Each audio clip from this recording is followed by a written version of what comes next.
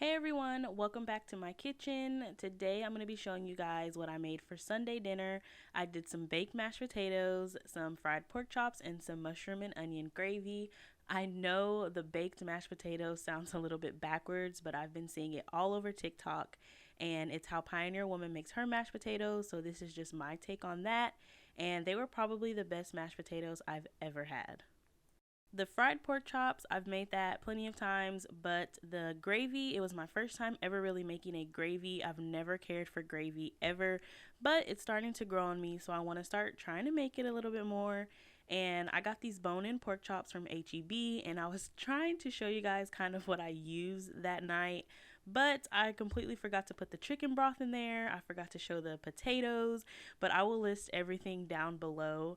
But I just use butter, cream cheese, and onion, garlic, heavy whipping cream, some milk, potatoes, all that good stuff. Like I said, I will list everything down below in the description box.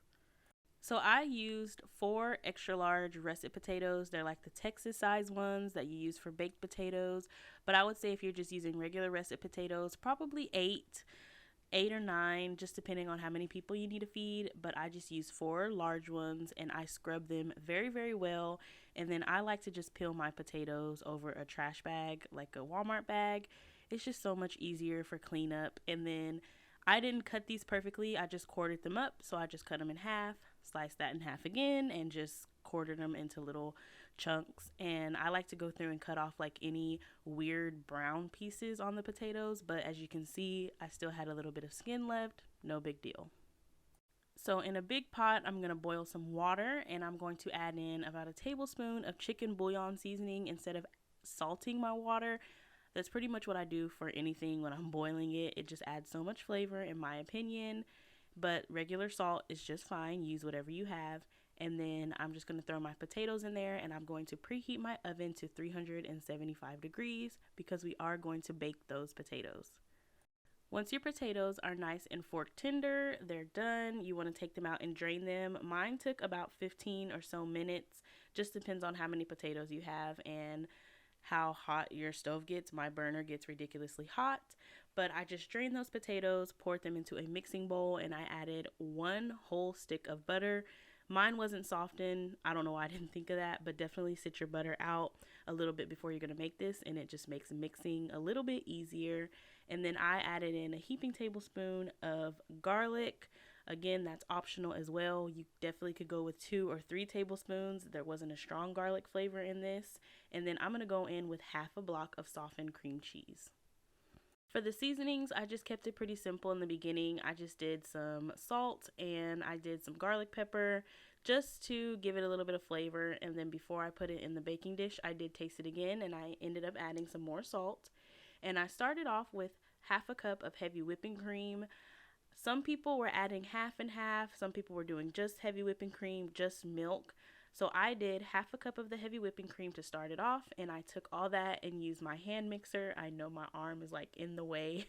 It was kind of hard to mix this the way I wanted to without my arm being in the way, but I noticed that it was okay to add a little bit more liquid. So just kind of start off with half a cup of heavy whipping cream, half and half milk, whatever you want to use. If you want to do half heavy whipping cream, half milk like I'm doing, that's fine too. So I went in with half a cup of just regular whole milk once I saw that my potatoes needed a little more liquid, and then I mixed that around until they were nice and creamy, and I think they were like the perfect consistency.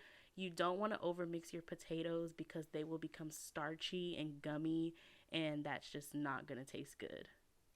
I only mix mine for a few minutes just because I like my potatoes with a little bit of chunks still in there.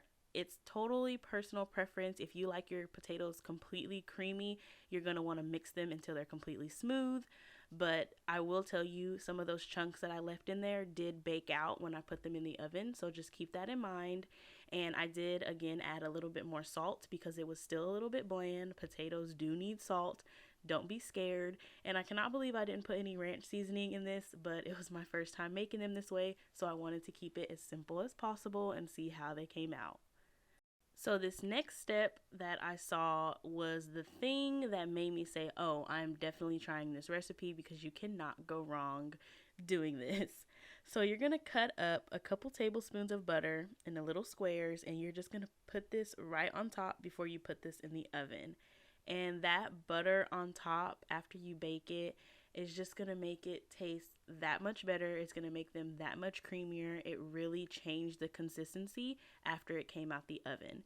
And I did let them bake at 375 degrees for about 35 minutes. Once they were nice and crisp and brown on the top, that's when I went ahead and took them out. And as you can see, like I said, that butter just made them so creamy. Next time, I think I will use some roasted garlic and add that in there as well, and maybe some Parmesan cheese, because these were so good. And like I said, I serve this with some pork chops and some mushroom and onion gravy. And I just seasoned both sides of my bone-in pork chops with garlic pepper and a little bit of Creole seasoning. I just kept it very simple because pork chops are very salty in my opinion. You have to be careful how much you season them.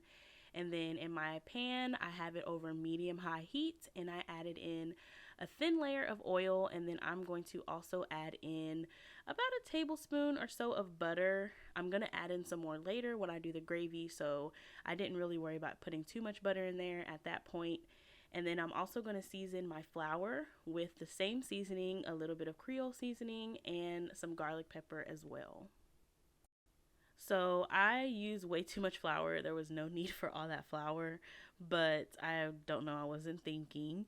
And I'm just gonna go in and dip my pork chops in the flour on both sides. Make sure that everything is nice and evenly coated. Make sure that my pan is warming up nice and hot. And then once I coated my pork chops, I just threw them in the oil and the butter, and I let them fry on both sides. The first side, I did about 3 minutes on that side, and then after I flipped it, I did about 2 minutes on the other side. You just want to make sure that there's no blood running from your pork chops. Also, another thing that I do when I fry my pork chops, once they're almost done cooking, they curl up around the edges. So I usually just take like a spatula and I just press those edges down just to make sure that they are getting in that oil. Make sure that there's no pink, no blood left, anything like that. And then once they are done, I put them on a plate with a paper towel in there, kind of to soak up all that oil and grease. And I just repeated that process for the other pork chops in that same pan, just watching my pan and making sure it wasn't getting too hot. You have to be careful depending on what kind of pots you use. A cast iron skillet is going to be probably piping hot by the time you do the second batch. So just be careful. These pans retain heat very well, but they don't get too crazy screaming hot. So I like to use these. They're Pioneer Woman. And then again, I just repeated that same process, and then I went ahead and started on my gravy. So I turned my pan down to about medium-low heat at this point, and you don't have to do this part. This is just personal preference. What I'm going to do next, I'm going to take a paper towel, and I'm going to tilt my pan to one side, and I'm going to get all that gristle. That's probably not even the right word for what that's called, but it's like all those burnt little chunks at the bottom. I personally didn't want that in my gravy. As you can see, like right now, I'm about to pull it all out of the pan on the paper towel. Again, my hand is in the way, but I didn't want to burn myself trying to do this. But do you see all that like texture and particles and just, I don't even know the word for it, but I personally took that out. I know some people don't do that, but I am very weird about things tasting burnt. And like I said, I've never made gravy before, and I really didn't want it to have like that burnt flavor. Y'all can let me know down in the comments if you don't take that out or if it just cooks away or what happens. I'm not a gravy expert. I just started liking it like recently, so just let me know. I will take y'all's advice. So I still have my pan at about medium heat. I don't have it too high, and I'm just going to go in with that half a stick of butter. I don't even know why I was trying to use a little bit. I just went ahead and added in the half a stick of butter, and then I'm using half the container of that mushrooms that I showed, so about 4 ounces of mushrooms, and I did wash them. They don't come pre-washed, so just keep that in mind unless you buy them pre-washed. And then this is just half of an onion that I had in the fridge, and I just sliced that up, threw that in there, and let that cook down.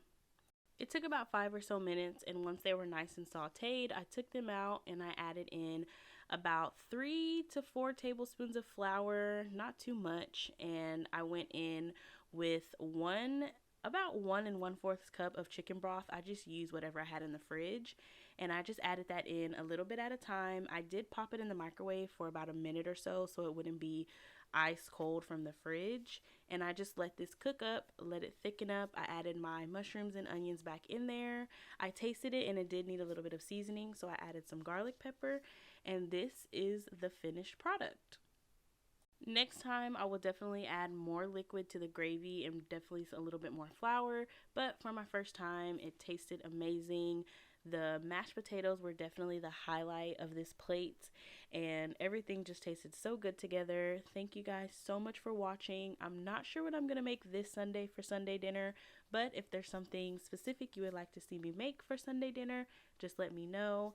Thank you guys. Make sure you're subscribed. Make sure you're following me on TikTok and Instagram, Gigi's Homemaking, and I will see you guys back in my kitchen soon.